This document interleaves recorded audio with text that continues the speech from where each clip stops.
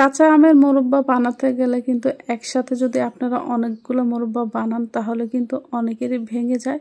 কিন্তু আমার রেসিপিটি যদি আপনারা আজকে ফলো করে বানান তাহলে কিন্তু একটা মোরব্বাও কিন্তু ভেঙে যাবে না। সো হ্যালো এভরিওয়ান, আসসালামু আলাইকুম। কেমন আছেন সবাই? আল্লাহর রহমতে ভালো আছেন, সুস্থ আছেন। তো গাছের কয়েকটা কিন্তু কাঁচা আম পেড়ে নিয়েছি। তো এগুলোকে এখন আমি দুটা ফালি করে কিন্তু ভাগ করে নিব। সবসময় কিন্তু মোরব্বা বানানোর জন্য যে আমের আটিগুলো একদমই শক্ত হয়ে গিয়েছে ওই আমগুলোই কিন্তু নিয়ে নেবেন। ওই আমগুলো দিয়ে কিন্তু মোরব্বা কিন্তু ভালো হয়। তো এই তো এখন কিন্তু আমের খোসা ছাড়িয়ে নিচ্ছি আর আমি কিন্তু এগুলো ধুয়ে নিয়েছি। ধোয়ার পর এগুলো আমি একটা কাঁটা চামচের সাহায্যে আমি কিভাবে কেচে নিচ্ছি সেটা আপনাদেরকে একদমই কাছ থেকে কিন্তু আমি দেখিয়ে দিচ্ছি। আপনাদের সুবিধার্থে কিন্তু আমি আরও এক পিস আম কিন্তু কাঁটা চামচ দিয়ে কিন্তু কেচে নিচ্ছি। আর এই কেচার সময় কিন্তু একদম সাবধানে কেচতে হবে যাতে আবার হাতে লেগে না যায়। তো এই তো আমার কিন্তু 2 পিস আম কেচা হয়ে গিয়েছে।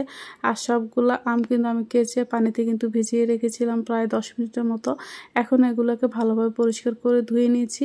আর এখন বালতিতে কিন্তু প্রচুর পরিমাণে পানি নিয়ে নিয়েছি আর 1 চামচ চুন দিয়ে দিয়েছি। আর এই চুনের ভিতরে কিন্তু আমি আম কিন্তু সারা রাতের জন্য ভিজিয়ে রাখবো। আপনারা ইচ্ছা করলে কিন্তু 2 ঘন্টা ভিজিয়ে রাখতে পারেন। আমি যেহেতু এটা রাত্রে কাজটা করেছি এই জন্য আমি সারা রাত কিন্তু ভিজিয়ে রেখেছিলাম, এতে কোনো সমস্যা নেই। আম একদম চুনে ভেজানোর কারণে কিন্তু আমগুলো কিন্তু একদমই ভেঙে যাবে না আর এটা টক কিন্তু একদমই কমে যাবে।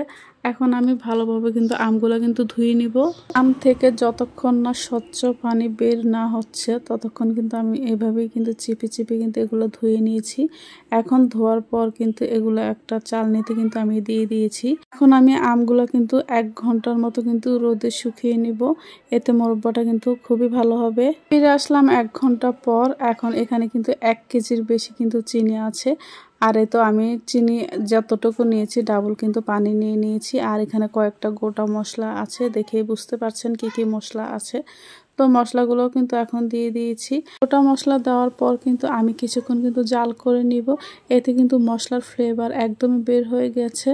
এখন আমগুলো কিন্তু সবগুলো আম একসাথে দিয়ে দিয়েছি। বেশি আমের মোরব্বা একসাথে বানানোর সবচেয়ে বড় টিপস হচ্ছে একসাথে আমগুলো দিয়ে চিনি দিয়ে আপনারা এগুলো জাল করে নেবেন। প্রথমে কিন্তু লবণ দিতে যাবেন না, প্রথম দিন জাল করে রাখবেন। পরের দিন যখন আমটা একটু শক্ত হয়ে যাবে এই পর্যায়ে যদি আপনি লবণটা দেন তাহলে কিন্তু একটা আমও কিন্তু ভেঙে যাবে না। যেমন দেখতে পাচ্ছেন আমার কিন্তু মোরব্বা বানানোর সময় কিন্তু অনেকগুলো মোরব্বা খাওয়া হয়ে গিয়েছে, এজন্য একটু কম দেখা যাচ্ছে। তো যাই হোক, মোরব্বা কিন্তু একদমই পারফেক্ট বানানো হয়ে গিয়েছে। আমি কিন্তু দেখেছি লাস্ট পর্যায়ে কিন্তু লবণ দিয়েছিলাম।